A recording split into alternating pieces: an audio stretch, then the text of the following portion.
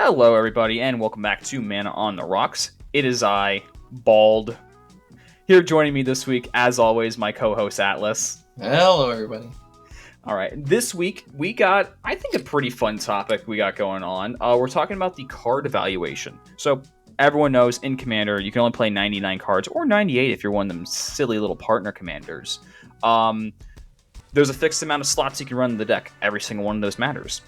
But how do you choose? How do you know what is the right cut and what is the wrong cut? Maybe it's this, that, or the other thing. Maybe we need more tutors. Maybe we need more dorks. Maybe we need more counter magic. Maybe a lot of all this stuff. But what I know what isn't maybe is you should come on down, get a drink with us.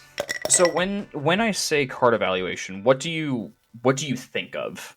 I think generally it brings to mind some sort of idea of whether or not a card is good enough. What does it accomplish in a list? How focused is it? What is the overall thought process behind including this card, and how good is this card versus another in fulfilling that role? Okay. I think that's what card evaluation means to me, at least. Okay. Yeah, and I think that's generally like decently understood in like broad term. I think for CDH we demand a lot out of our cards. Our cards need to be quite simply the best. Like that's kind of the idea of this side of the format. Is our cards, we get to play a lot of really good cards, and sometimes I feel like there's almost too much. Every single time I build a deck, I feel like I end up making my initial list like 105, 110 cards, and then it's just pure agony to get that number down. Yeah, because we have a huge card pool to select from. Mm-hmm. Yeah, it's a ginormous card pool, and like with a vintage deep card pool, so we have nearly every card in Magic's history, and then of the playables, there are so many playables. There are so many playables that it's really hard to narrow it down a lot of the time. I mean, I think back to like some of the earlier lists or like even earlier iterations. Like I'm cutting cards recently that I like. If you told me 6 months ago like you'd be cutting this card, I wouldn't believe you. Like Nature's Claim, for example, recently cut that from Not Blood Pod. And my reasoning for it was there wasn't a single artifact or enchantment that I care about that my other removal spells quite simply don't hit. And I think that's a very interesting place to get to when it comes to card evaluation is like if you have enough overlap, you start considering, okay, what's the weakest card that's in that like overlapping pool. So, for example, in that removal suite, I have things like Abrupt Decay and Assassin's Trophy and Soul Partition and Touch the Spirit Realm. And then like for creature removals, like I also have like Deadly Rollick. Like I have a lot of removal at my disposal. So Nature's Claim ends up being the most narrow. It's efficient, don't get me wrong. It kills any artifact enchantment for 1 mana with virtually no downside. There's also Besage You in the mana base as well, so there's an additional removal spell still in there. That it didn't feel like it was necessarily. It didn't have like a go-to target for it. Whereas like any of the other cards that I named, I can think of go-to targets for it, and it just ends up being like the weakest one because it is so narrow in its use cases. I think it's funny that you pointed out Nature's Claim, because that's a card I sliced out of my list a while back as well, for the same reason, is that in the number of situations that you encounter in the format where you range anything from red-white aggro hate bear stacks to like super hyper fast, very focused 5-color like turn to Nas piled lists. There's such a wide variety of different things, that different permanents that need to be removed, that 1 mana focusing on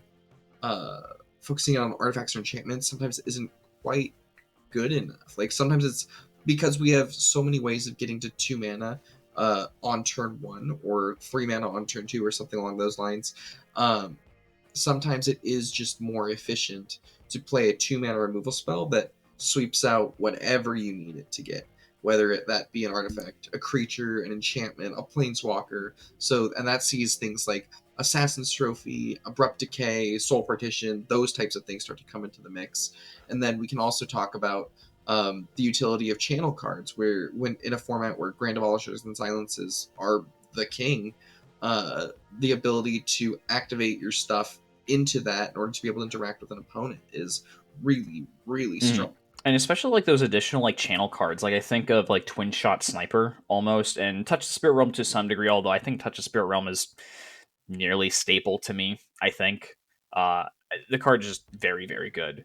That I wouldn't necessarily consider it in like main. It wouldn't be like a first draft consideration. Like when I first construct a list, I'm not tossing in Twin Shot Sniper, for example. If we're like, I'll just stick with that example.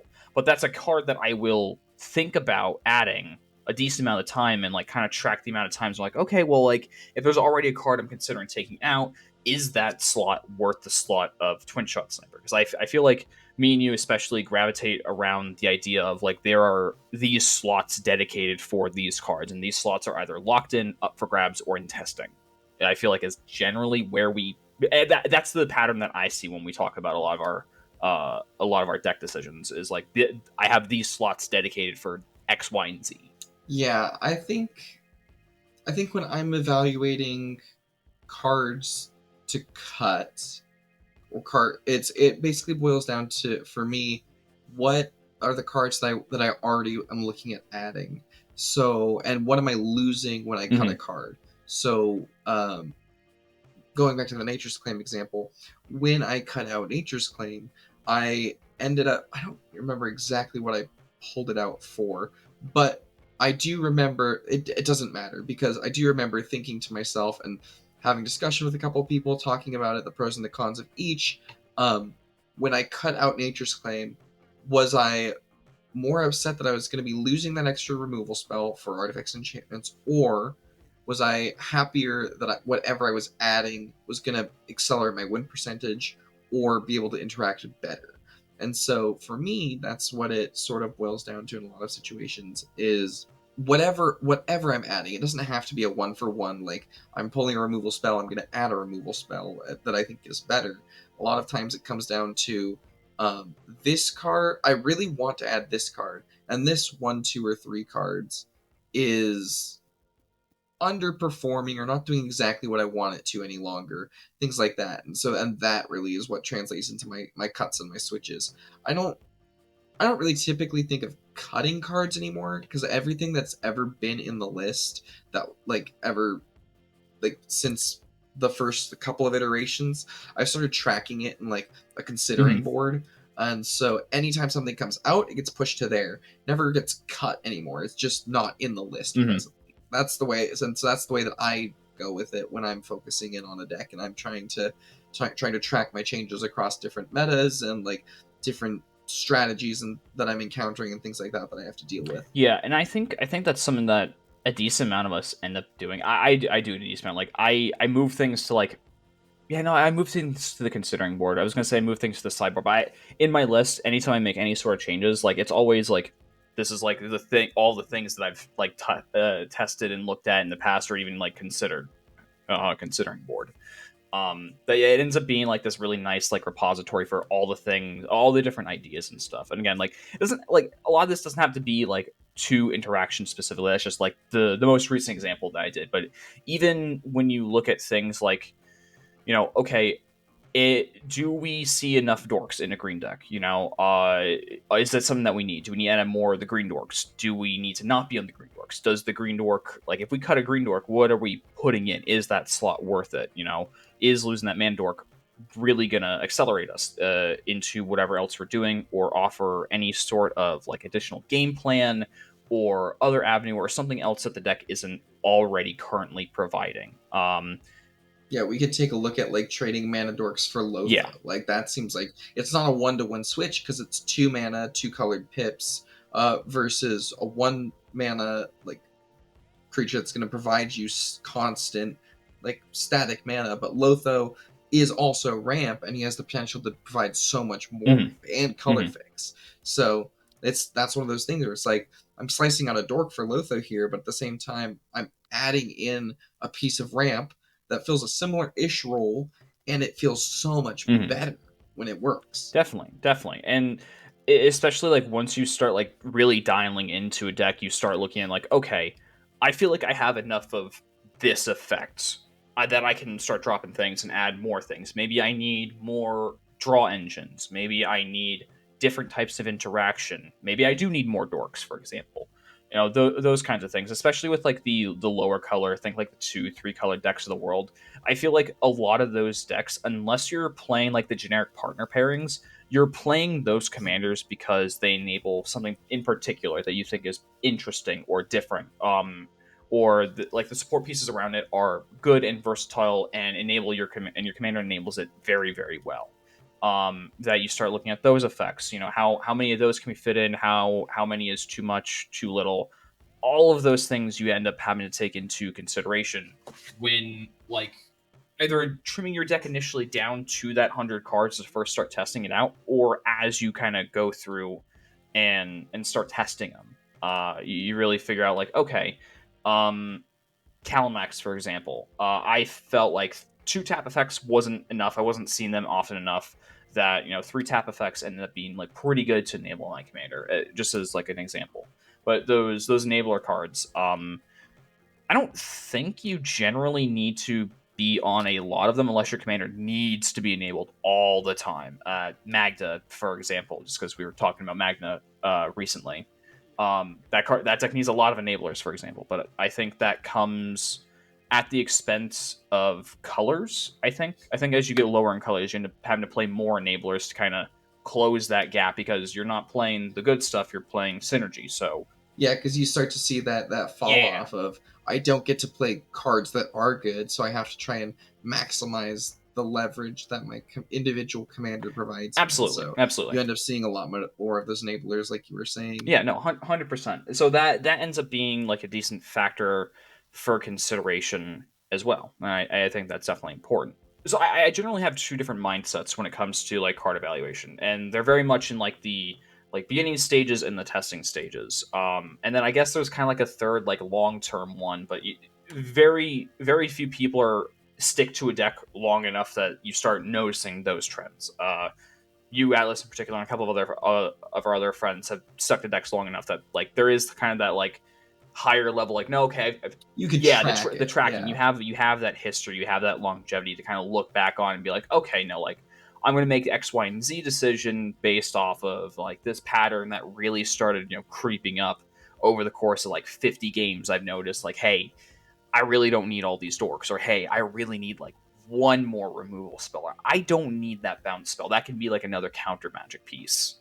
Yeah, those types of trends. It's really easy to track when I've been on a deck for Mm-hmm. so long. I can say, it gets to the point where I hit these really weird things where it's like, all right, I have too many tutors, or like I need this specific type of effect because I keep encountering XYZ scenario, and I either don't have a way to capitalize on it, or it's really really punishing. So that's really beneficial, like from a player's perspective, from a brewer, but not everyone, like you were saying, has the same amount of Mm-hmm. time to track those changes, or they'll bounce around between different decks and people get distracted and things like that, which isn't bad because they're playing things Yeah, that they absolutely. enjoy, but it can make it really challenging to focus in on the exact like minute things that need to be tweaked in each individual Mm-hmm. deck.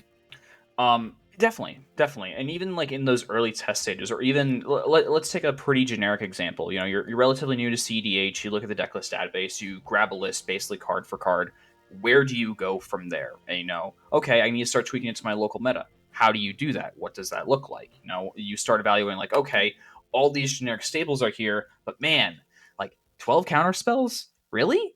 We need to be playing more. We need to be playing less. Like I'm only on 3 dorks. That's too few. Or like how's like the fast mana looking? Stuff like that. All of those things you're gonna figure out like pretty early on, because at least that's how I end up doing it. A lot of the time is like I have a bunch of like essentially mental tracking trackers that I've placed on cards almost. Like okay, every single time I see this card in my hand, we're gonna consider it. Or for my deck in particular that I'm on right now, because I'm a birthing pod deck, my lines are such that I need to keep some amount of cards in my deck. Ideally, I can play with cards if like they get drawn or get sent to the graveyard, like to have lines around that. So how much redundancy, how many contingency plans do I need to put in? That's like something specific to my deck. So there's a lot of individual things that I'm tracking. How many draw engines am I playing? Am I seeing them enough? My removal suite actually feels pretty good. So I don't feel super pressed to change that. But those kinds of things. As you start like Yeah, growing that towards a deck, you're going to start noticing those trends. yeah, you mentioned like when you're playing, taking note of cards that you're not sure about how you feel about them, and like trying to evaluate whether or not you'd rather have it be a different card, and that's super Oh, very. important when you're playing. Is if you're considering a switch, especially if you think that it's for a card that's weaker, whenever you don't even necessarily have to switch it right away, but whenever you draw that card, or whenever you have the option to tutor for either of those cards, think, all right, which of these would I rather have Mhm. right now? Would I rather have like this Archivist of Ogma that I drew, or would I rather that it be a Grim Tutor or something Yeah. like that? So, and depending on the shell, it will differ. It might be that in some lists you're like, man, this Archivist is fantastic, so I can flash it at end step. I can get an attack for 2 and draw a card off my Timna, as well as have an extra draw off of the Archivist itself if anyone searches. And then other times you're gonna be like, oh man, I really wish there was a Grim Tutor because I could just cast a Grim Tutor and then rip my Ad Nauseam or my Polymorph or whatever it happens to be as soon as I see the opening. So it's really just going to depend. But that's a great way of testing without even changing the Mhm. list. Just in running that mental like, would you rather game in your head. And especially if you like you have the option for like if you're in black and you're playing all the basic black tutors, you're playing Vamp Tutor, you're playing Demonic Tutor. If your deck can afford to, you're playing like Diabolic Intent, Grim Tutor, stuff like that, where you have that freedom to be able to grab any card from your deck. So you start looking like, okay, my interaction suite, do these cards end up working here, or maybe I need like to be on more creature tutors. Maybe I'm a deck that needs to be playing Enlightened Tutor, for example, not only to get like my mana crypt, but maybe I'm playing Breach or something, or I'm on Survival, or I'm on Rule of Law effects, and I need to be able to fetch those. Are those effects worth putting in kind of like those packages, so to speak, where like I have my interaction right here, and it's varied enough that I can, if I have the option to grab whatever, I have a pretty open suite to grab what I need for any given situation. It's just a toolbox, basically. How good is your toolbox when it comes to a lot of those things? And I think with any sort of tutor, my usual go-to for those like suites and whatnot is if I have a win line and then I have something to prevent someone else from winning is usually like the basics of toolboxing. So and you evaluate from there. I don't know, is running a rule of law effect worth it in my deck? Can I play through a rule law? And your win con will also decide a lot of those things. Like if you're a breach deck, you're probably not playing a rule of law because you're the way you're winning is you're chaining together spells. Absolutely. I know that you yourself just started when you were putting together this deck the first time. You threw it together and you played a couple games and you had like your one or two of Rule of Law fix in there, and you realized after playing a few games that there wasn't enough. There weren't enough things for you to do. You have no mana to take the command zone. There was nothing for you to do when your whole turn is going is under Rule of Law is going like cast this mana dork or this other stacks piece, maybe a tutor if you're lucky, and then attack with Timna and then pass. And you have all like 5 mana left Yeah, over. What are you yeah. gonna do with it? And now I took that information, those scenarios. I noticed that like, okay, no, this is a trend that I'm doing. Like I'm frequently feeling like I need to find this card to create this scenario that I, in theory, should be better positioned to handle than my opponents. Um, Tangent, but the nature of playing like some amount of stacks in your deck, or even playing a stacks list, means that you are prepared to handle that effect better than your opponents by virtue of you having your finger on the button. Because I can pivot into, say, a rule of law, for example, at any given point, or pretty easily, I can get myself into a rule of law. I need to be better prepared for that. Sure, I have win lines through it, but can I grind through? Can I play the game normally enough? Can I generate advantage? Can I stop people? Can I do what I need to do, continue my game plan through the rule of law effect, as we're sticking to, for example. And that was something that I noticed. So what do I do with that information? I look at the cards that I feel like have been underperforming, or apply a slightly different effect than what I was looking for. I think one of the things that we came up with was I ended up cutting Aven Mind Sensor, because if I'm in a situation where I can fetch up one of those, I'm just going to get Oppo every time. It's Hard gets it, I get information, and I get to create advantage from it. So apart from even Mind Sensor being like a really good Timna attacker because it's a 2/1 flyer, Opposition Agent's just gonna. I'm going to be picking that every time. Like it'll be cool to have it in hand, but I don't think I'm ever seeking it out. For example, and when you have a higher color deck, you're going to have more tutor density. You're going to have more access to a lot of these things. If you're on breach, you're going to be considering different routes to breach, different breach lines. How do these cards affect my graveyard? You know these kinds of things. Like I'm saying a lot of like toolbox theory because I play primarily a toolbox deck, but a lot of that idea of like, okay, this is what my deck does. These are the scenarios that I succeed in very well, and these are the scenarios that I'm not super duper well in. Kind of want to equalize those, but in the favor of the areas that you succeed in. At least that's how I tend to process a lot of that. So I looked at the cards that I felt like were underperforming, and I put in cards that I feel like would better perform. So I'm on like Fiend Artisan and Nissan, cards that like I can stick out, do their thing pretty well. But when rule law hits, there are extra things that I can do. So that was how I solved that issue. Figured out cards I didn't like, put in cards I do like. It feels really simple on the surface. Man, cuts are agony though. Absolute Oh, agony. tell me about it. Especially when you get to a point where you really like all the Oh cards in your god. list, and you're like, man, I have to trim one of these to add this other card that I don't even know if I'm gonna like Yeah. that much. I mean, It feels so bad. and the other day, you would ask me like, "Hey, I need to find a cut," and I looked at this, and I said, "I don't know a cut." Because usually what I started doing with your list in particular, just because we worked on it so much, is I just start throwing out the craziest suggestions I can think of. Like, yeah, let's cut. What if we cut Force of Will? You know, no one. We're not asking that question, but what if we do? Like those kinds of things. Because that list, your list is just so tight. We've gone through everything. We've seen everything so much. We have so much like data on it, essentially, that we're like, all these cards are too good. What do we do now? Yeah, it's a really tricky spot for sure. I guess that sort of launches into a different question though. It's sort of related, but it's like, so when you're looking at your lists and you're like, oh man, I really, it's kind of like looking at it like your opponent's decks. They aren't cutting this card, so what are you gonna add to deal with it, right? It's like, so I keep running into this one problem.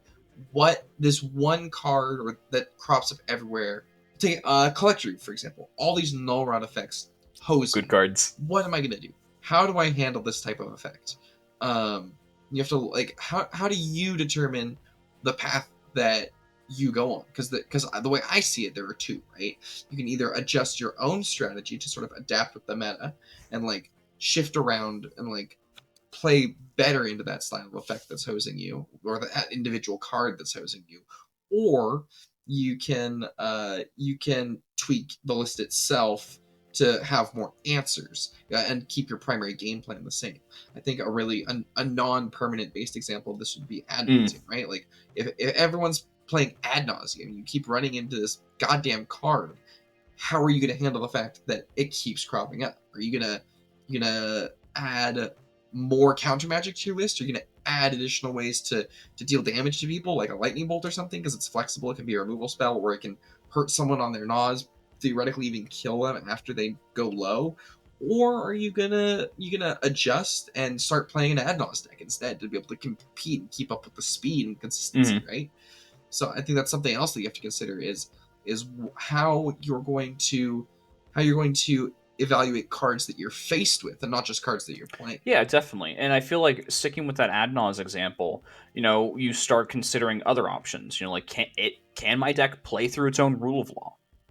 That's a great answer to Adnaz. Or if you're more creature slanted, deafening silence is an option that most Adnaz decks can't beat unless they're end phasing Adnaz. That's realistically it. But even then, if they're end phasing Adnaz into, we'll stick to Deafening Silence here as an example. They have to spend a removal spell to clear it. So, and that just opens them up to getting counterspelled, and then their whole turn is thwarted, basically. But like, and that I think Yeah, that's a different way of going about it. Is you have like the like strict like 1-for-1 answers, counterspells, removals, stuff like that. But then you also have like these hosers essentially, these stacks effects that you can see it, and you can see if you can come in. I think we talked about it a while ago, but I think being able to play very powerful like hosing effects is really really good right now. It's really really good right now. It's why I'm on No Rod and Noof. I can play through those fine. You can't. Yeah, it's one of those things where being able to jam a stacks piece is that's super impactful for your opponents and may hurt you even in the short term. Um, but you're positioned in a way to play through it at least Mm-hmm. better than two or three of the decks at the pod. Super super great, like you said, because it also poses this weird question to your opponents. It's like, how badly do you want this to stick around? Because it's locking the other players out, right?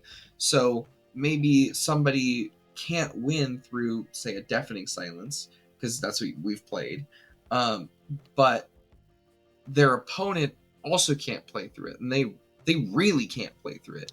So, but you can't win through it either, and you're slowly losing to this stacks deck. Like, what are you gonna do when the other person at your end step goes and tries to like chain of vapor that deafening silence? Are you going to spend an entire counterspell to stop them from removing the deafening silence, or are you gonna bank on the fact that you have more counter magic in your hand and you can counter their ad nause or their intuition or whatever the win attempt is that's coming after the deafening silence gets Mm-hmm. bounced?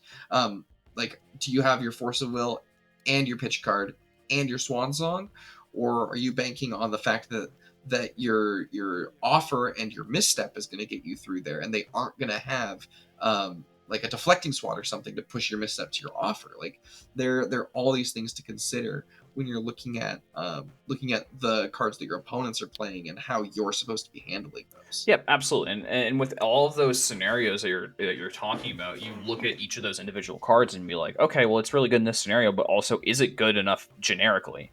I feel like that ends up being the name of the game for a lot of the card slots of people's deck is how wide reaching is this effect? Like, Stern Scolding is a card I feel like I keep talking about because I think it creates a lot of interesting discussion. Like, it's a good card. It's flexible enough. It still doesn't stop an ad nause. It still doesn't stop a breach. It stops a lot of things, but it also doesn't stop even more things. Yeah, I think Stern Scolding is such an Mhm. interesting card It's so because close. It's by always all so rights, close. it should be Yeah. fantastic, and I think it is a super super good card.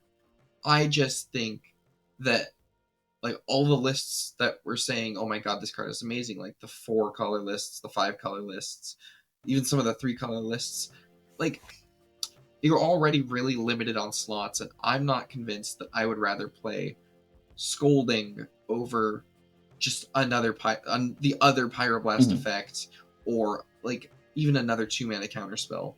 Um, I just, to my mind, it seems like It's all it it's just it's so misses in close. It's so practice, even close. though it's amazing Mhm. in theory. I it Yeah. it almost feels like it's an is it card specifically because it stops oof on the stack, but at that point you start to consider, okay, if I'm playing an is it deck, name any is it deck, they all kind of fold to oof at some point or another.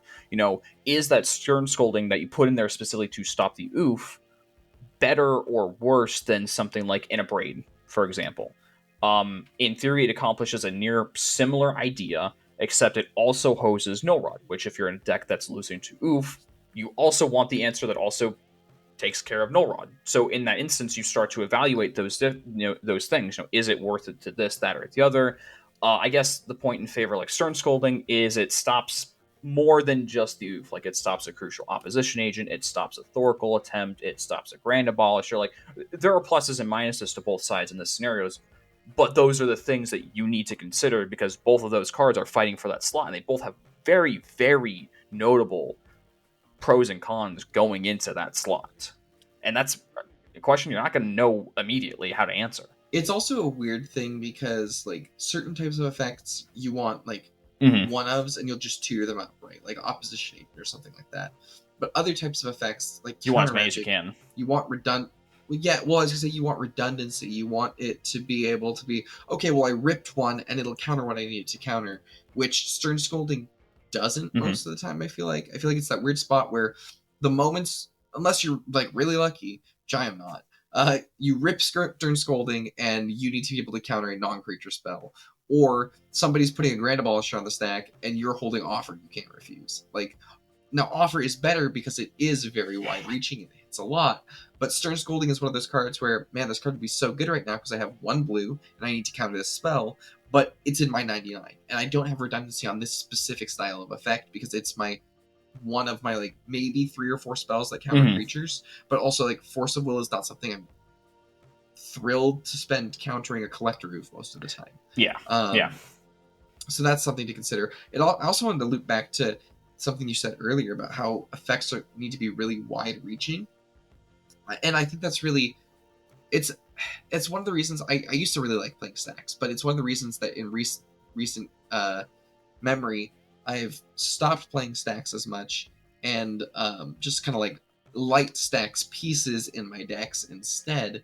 Is that I feel like the effects of stacks are very wide reaching and they're very silver bullety, which is great, but I also think that because of the nature of stacks, especially in a singleton format like 100 cards, you have to play like a bunch of these different silver bullet effects, right? Like that are as a one of, and then tutor for the correct one, and throw it out there. With the exception of like maybe Rule of Law, which you can just load up on because it slows everyone down. Oh yeah, they're not on some everyone stops. Stacks.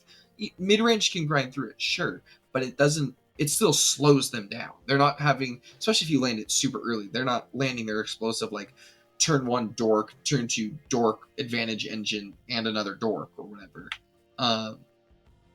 And so I think that it's really an interesting quandary to say, well, I can either layer up on like the density, the redundancy of like this null run effect because it's so strong and so wide reaching. But then if I do that, I lose a slot for a more narrow but equally as important hate piece, like say, I don't know, like what is a good example? Like Torpor Orb. Yeah. And I could layer up on Torpor Orbs, but then I lose slots for my Null Rods. And it's like, I want to play both, so it's like, maybe I'll play a 1 of and a 2 of, and it's like, at that point, it feels like you're almost building for like a 60 card format, right? Where you're like, well, I'm going to try this 1 of, and I'm also going to try this 2 of this, and then I'm going to throw another 1 of in there, and then hopefully I'll draw my tutor and be able to go tutor for whatever the pieces that I don't have that I actually needed. I think it's really interesting. No, definitely, and I think for a lot of those effects, like there is absolutely like a maximum density number that you're looking for. I'll stick to the Oof and Norrod example. I'm not on Stony Silence. I don't need that effect. I think the advantages to Stony Silence is that it's a third effect that does it. That's kind of where the advantages begin and end, really. Whereas Norrod, I can turn one off a Mana Crypt or off a Soul Ring. And Oof is fetchable through every single one of my creature tutors, and I'm on a higher density of creature tutors because I play a lot of creatures, and all my creatures are good. These are things that my deck is naturally wanting to do. Stony Silence doesn't really fit into that category, so you do exactly what you said there. You start looking at other things. Okay, this area is pretty solid, pretty rounded out. I have access to it enough. It hits everything that I need to at just the right points. It's in the sweet spot. We got it figured out. We could throw another one on there, or we can figure out the next area that needs to be rounded out. Do I need to be on that Rule of Law? That's great. Do I need to be on a second Rule of Law? Is this coming up enough that I want that? I want to start increasing that density there. Is this an area that we need to be increasing density for? A lot of those questions start forming at that point. Counter Magic is a great example. I think going back to the difference between like Offer You Can't Refuse and Stern Scolding is... The easiest way to break it down is this. Stern Scolding hits one creature type of magic. Offer You Can't Refuse hits every other creature type of magic. That by itself gives it a substantially wider breadth of effects breadth of things that it can hit. So you have that utility there. You have that options there. Sure, there will be times when it's the only counter spell in your hand and the Grand Abolisher is coming down, and you go, well, I can't stop this, but I can fight it. I can fight the counter magic that's defending it. Yeah, somebody show me something, and I can try and help you. Exactly. And like, but that gets into using those cards to like create different scenarios to force those things to happen. Is there like any specific numbers that you look for when it comes to like density of effects that you're like, this is my critical mass. I don't really need to go beyond this? Not really. I think a lot of it depends on the style list you're playing. I think it depends on like what you're trying to do, and from there you're trying to wait it out, right? So sometimes like if I'm playing a control list, which let's be real, anyone who knows me You're knows always that playing all I control. play is control. Um, so I guess in that regard, I am always looking. It's like I usually want my number of permission spells to be +8 at the Mm-hmm. lowest. So, ranging from somewhere depending on my colors and what I'm trying to do, how many other styles of answers I have.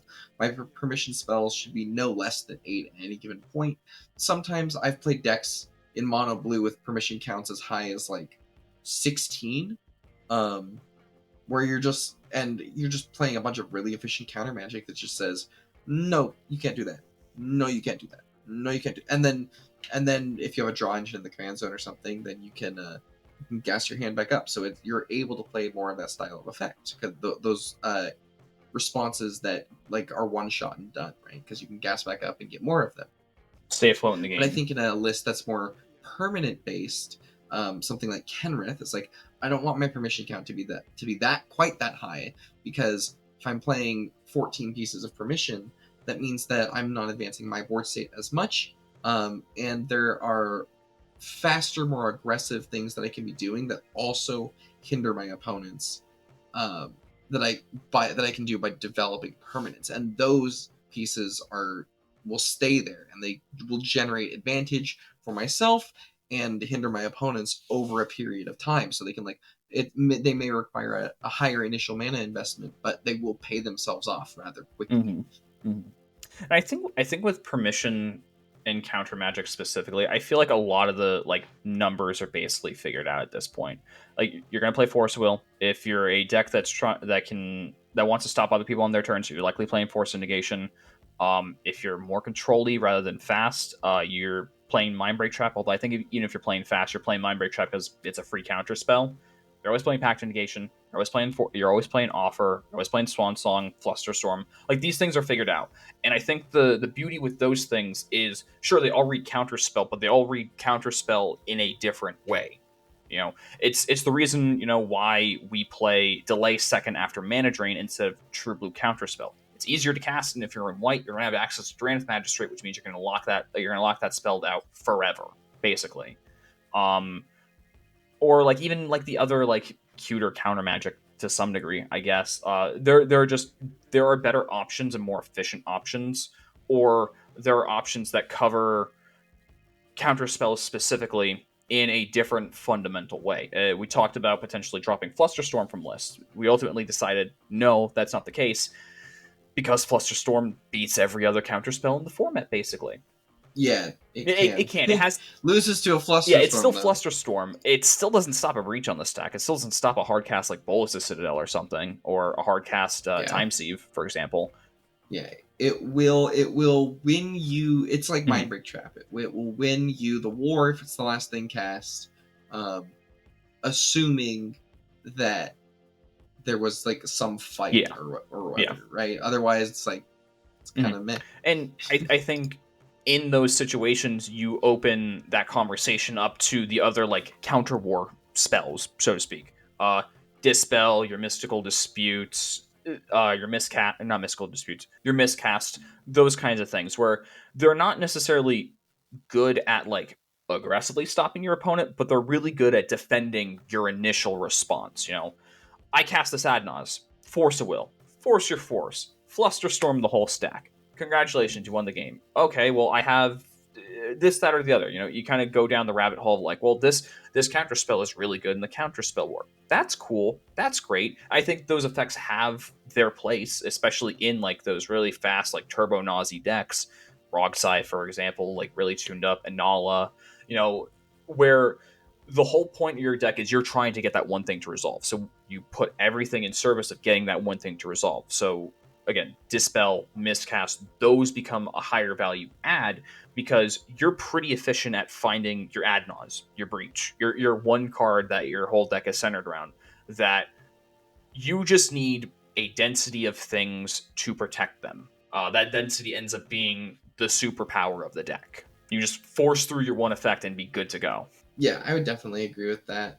I think that having variety and being able to answer multiple threats with things like force of will is very important, but also those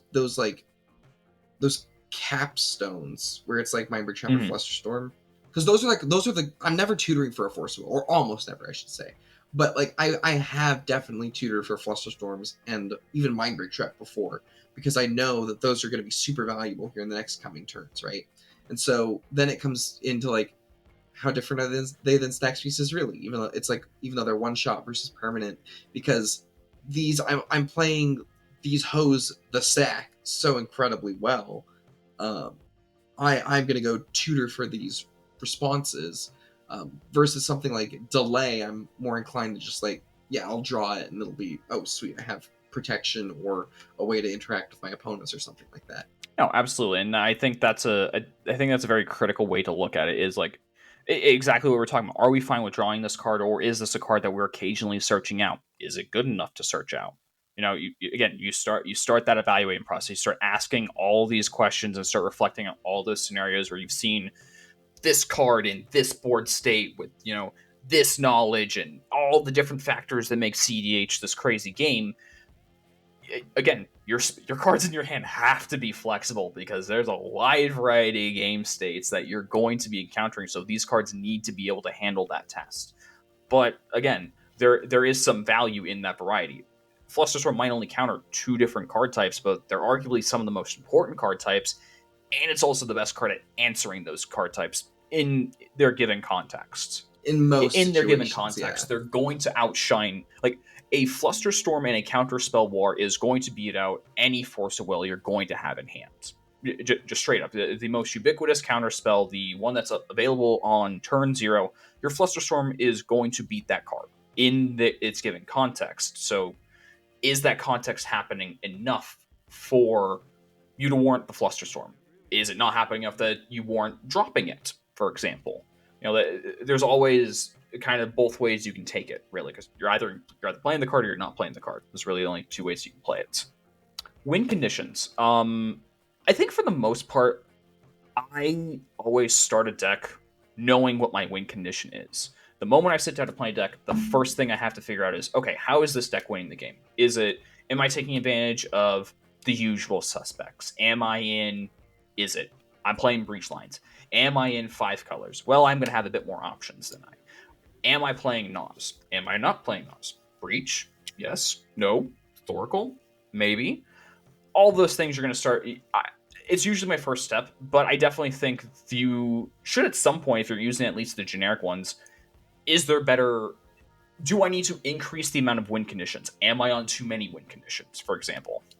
Yeah, I think that's definitely, and we've talked about that before, right? It's like the optimal number of win conditions to be playing, and I think there's something to be said about asking like, do I need to be playing more or less, things like that. But I think even more so is like, even more than how many win conditions am I playing.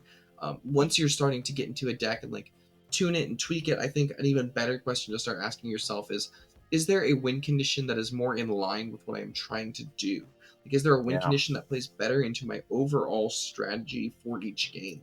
So, for example, more mid-rangey lists, they might find that um, breach is better or worse from them based upon what they're playing, right? It's like you're in colors where you could be doing grinding station loops, but you're also like playing oof and It Rootwalla and all might the not be stuff that worth it. combos with it. So you're definitely gonna be like, oh well, this condition win condition isn't that great, versus something like Kiki Jiki is comparatively a relatively inefficient win condition. Hey, that's my boy. It's highly mana intensive.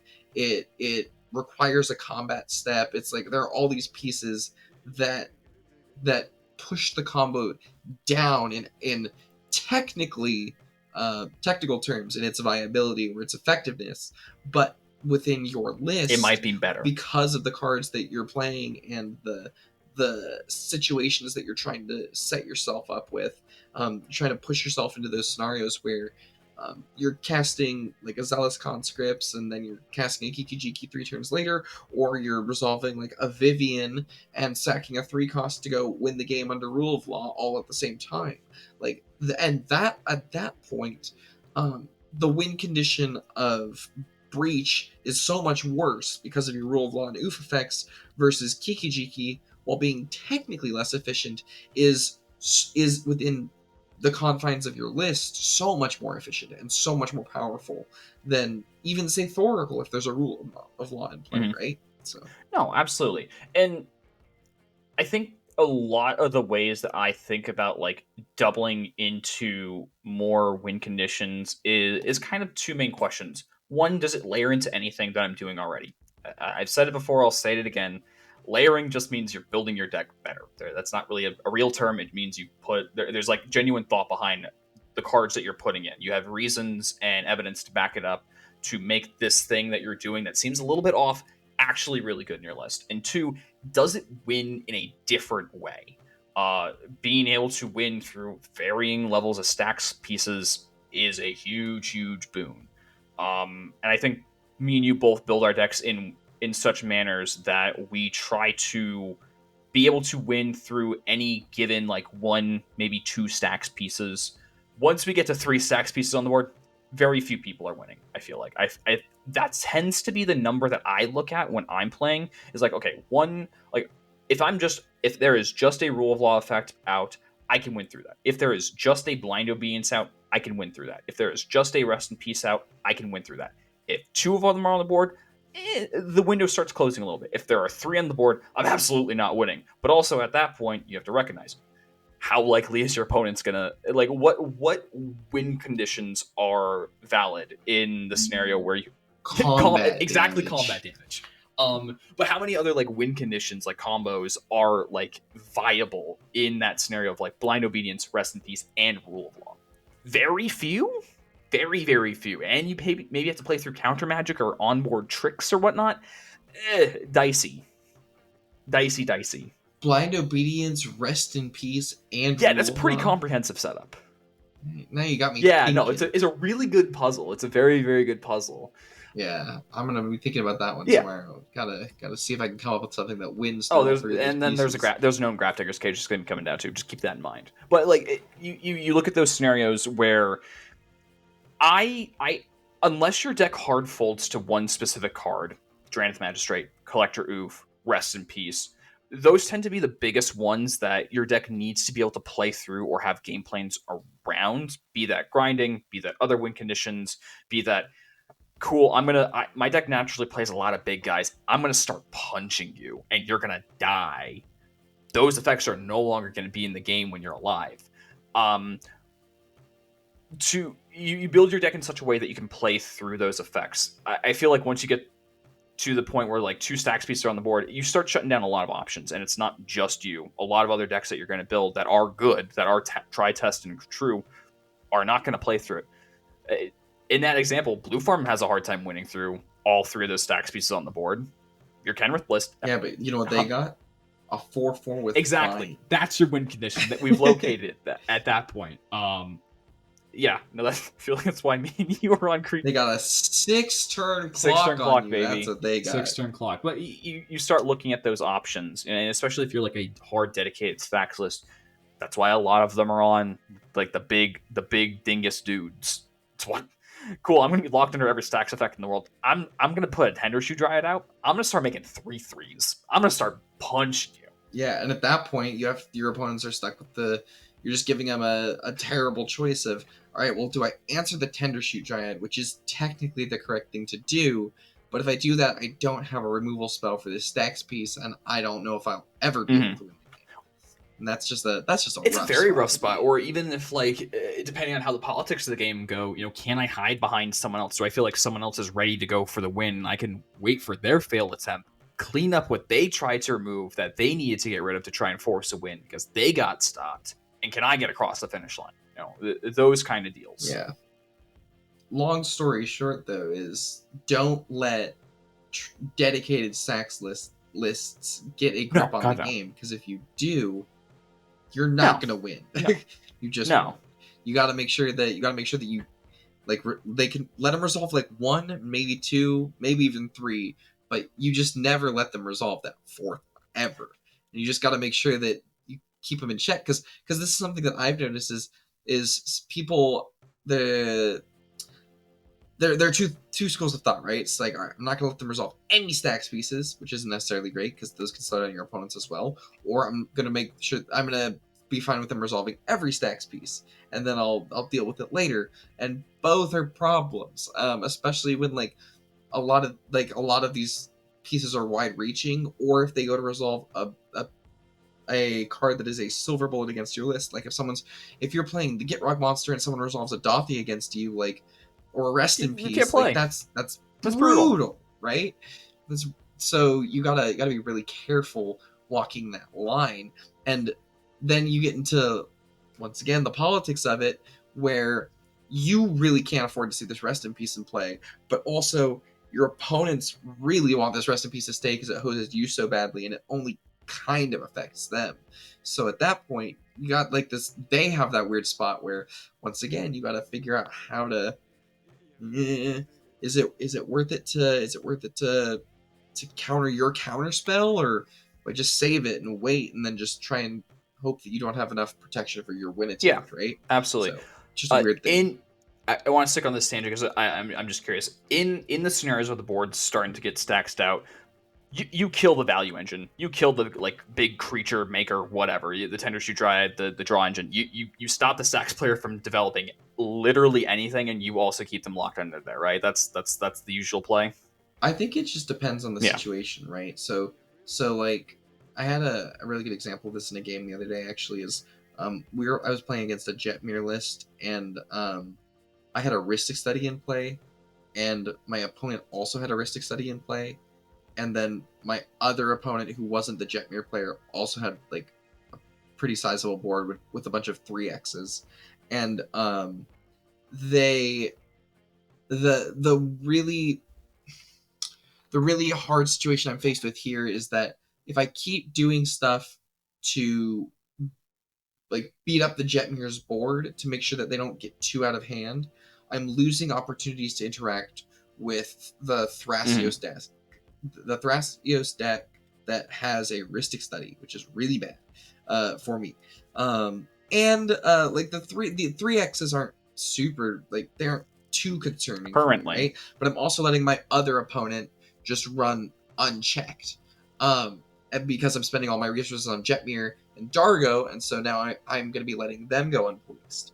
So it's one of those tricky situations. But in general, and I think this is one of the hard things that I have one of the things that I have a difficult time communicating to other players, when a deck like Jetmir that is a hard stacks list, or Winota that is a relatively hard stacks list, but it's pretty snowbally if it's not super duper stacks heavy.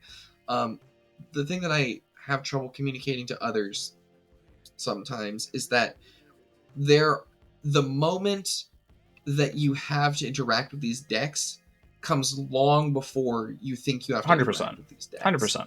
Or what's another really good example is Krakashima.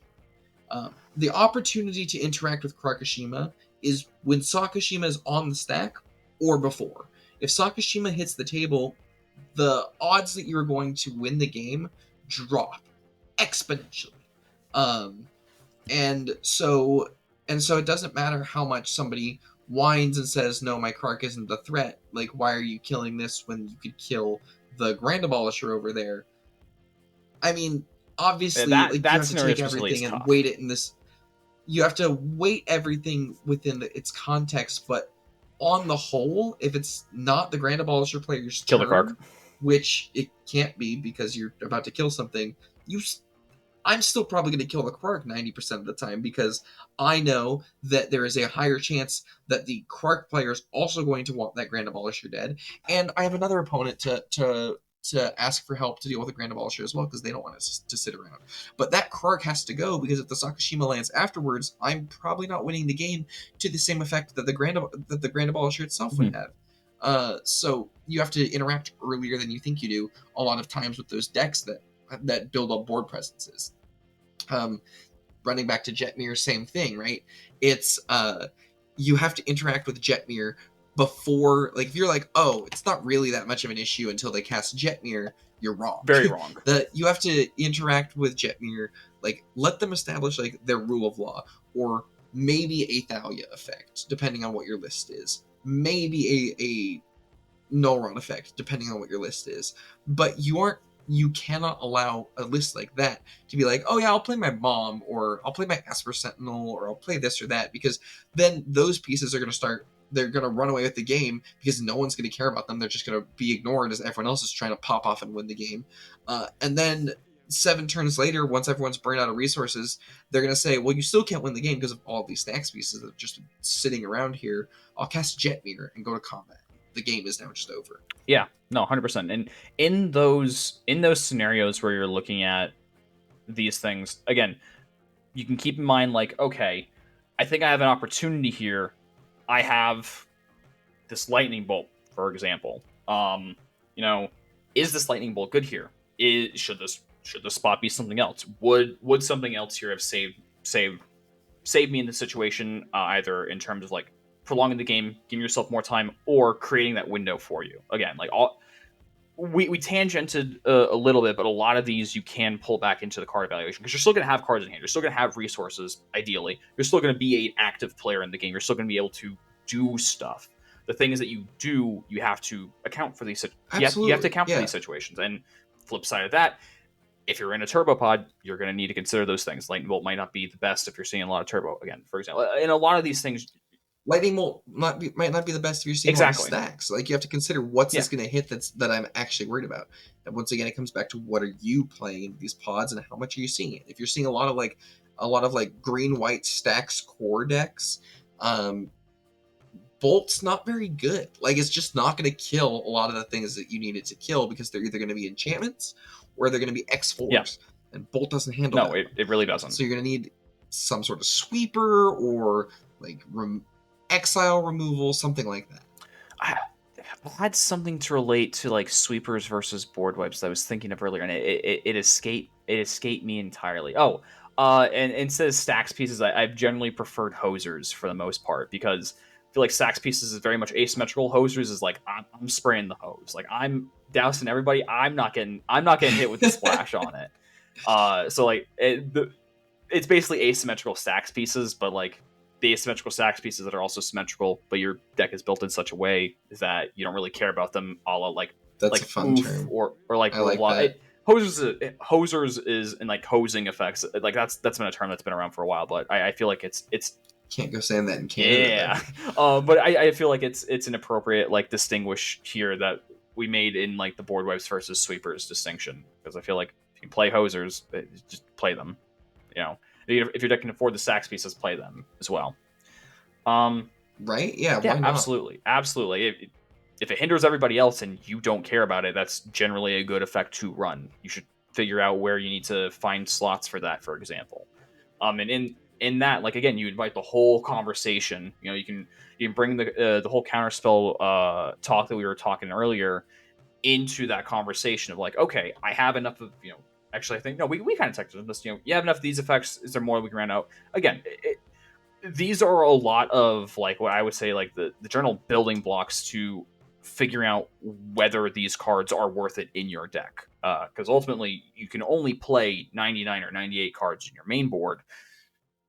That's a hard fixed limit. So that means you have to put the microscope on. You have to put the magnifying glass and really figure out, okay, is this card worth it? Is there something else we can be playing in this spot? Do I need to speed up? Do I need to slow down? Do I need to grind more? Do I need to answer more? Do I need to provide questions? Do I need to ask questions more in terms of like my own threats or whatnot? You know, your win conditions, are they varied enough? All of these things. I feel like once you start working on a deck, or you really find a deck, you really have a groove with it, those are the questions you're going to start asking yourself. And that's kind of, you know, the process, as it were, at least through my eyes anyway. Yeah. No, I agree with that. I agree with that totally. And I love the term. I think it's a notable distinction. No, 100%. All right.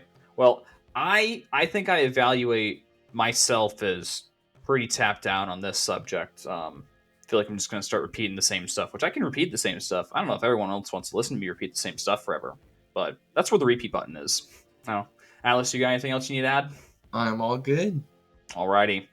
Well, I want to thank everybody for coming down to Mana on the Rocks. Always a pleasure to be here with you, Atlas, and talking the talk, walking the walk. To our listeners, thank you for sticking around with us. We'll catch you next time.